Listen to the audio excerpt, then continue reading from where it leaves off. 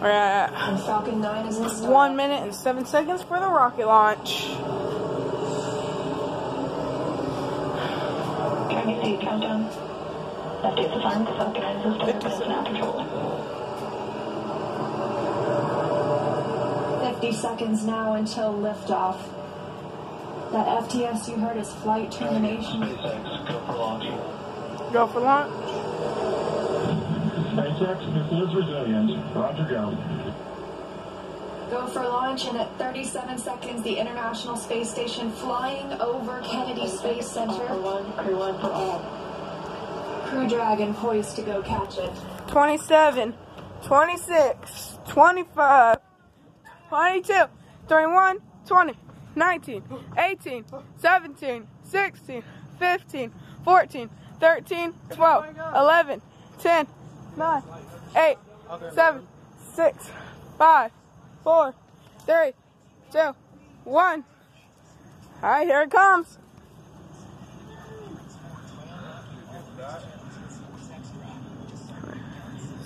There it is.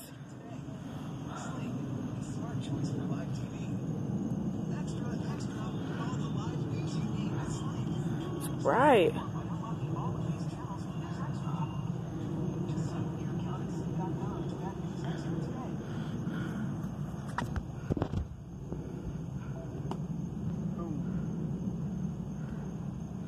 Video recording it? I am.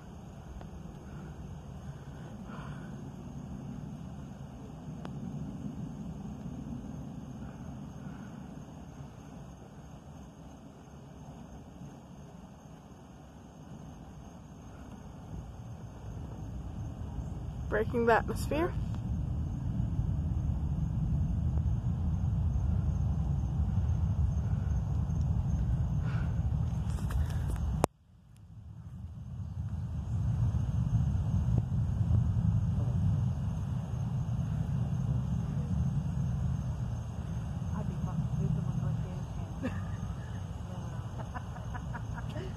I think it would be fun.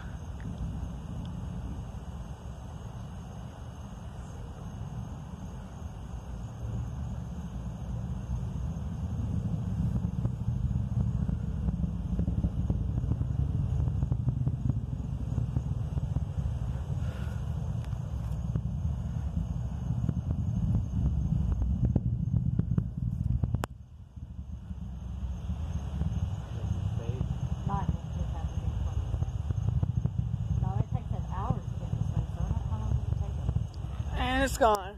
What am I have to do?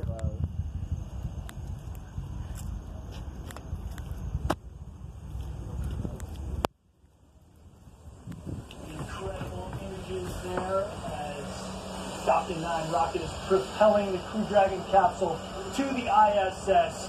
You have been listening to the official NASA feed and also bits That's what of it looks mission like control. right now. David Curley, you are at the launch site at Cape Canaveral. I can imagine no matter how many times you witness a launch, especially a night launch, it is always exciting. This never gets old. It never gets old, Chris. I'm telling you what a fantastic launch. You know, we saw it go off at 0 and we could watch it for 17 seconds before we started to hear it. And then at about 30 seconds, I could feel my pants and my shirt just vibrating as it just rips apart the air as those 9 Merlin engines just take it up. There you go. We've had MECO and we've had separation, and this is the second stage, which is now firing up. And that's going to take them into the orbit they need to be at before they start to head to the space station. And pretty soon, SpaceX and NASA will flip these pictures, and we're going to watch. There you can see right there on the left side of your screen. That is the first stage. There are 4 grid fins. It is starting to come back down to Earth. There'll be a sonic boom, and it's going to land. All of this is a 9-minute trip uphill for the space. Mom, it's going to be a sonic boom.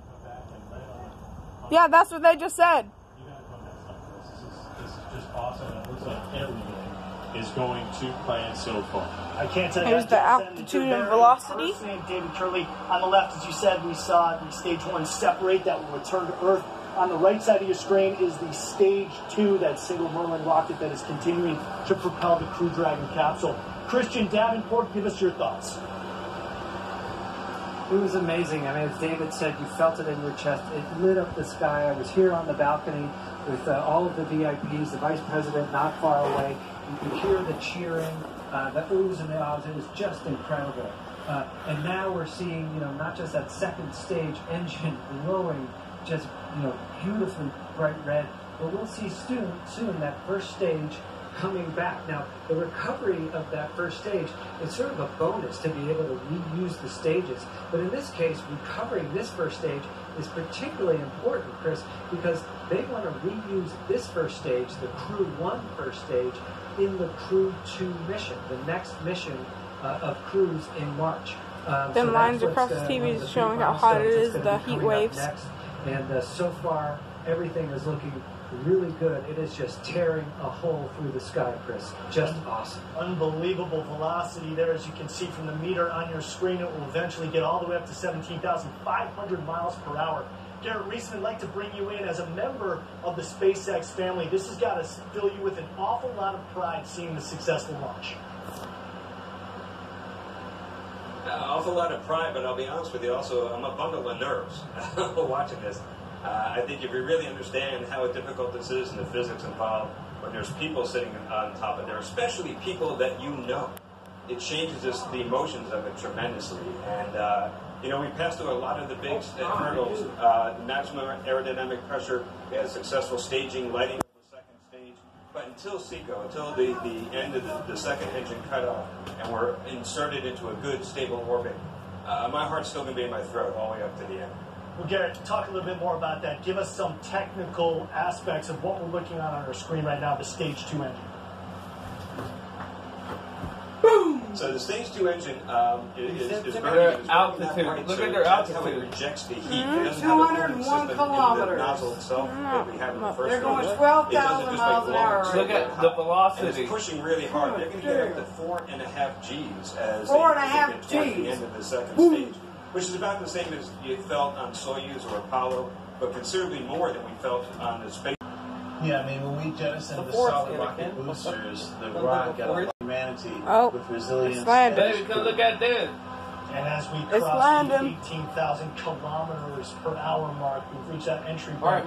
Peggy, I'd like to bring you in.